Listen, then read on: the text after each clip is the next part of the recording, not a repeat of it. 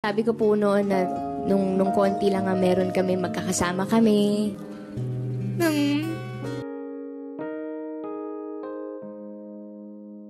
Ang Season 2 ng The Voice Philippines champion na si Kokoy Baldo ay pumanaw na. Pumanaw ang batikang singer due the motorcycle accident.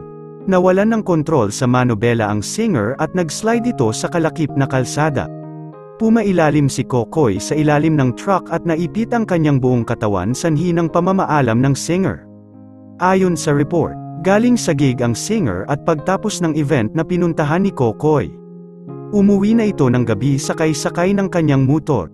Madami ang nabigla sa pamamaalam ng singer. Makikita sa video kung saan dyan nag-slide ang singer at pumailalim sa ilalim ng truck. Madaming nabigla sa mabilis na pangyayari sa singer.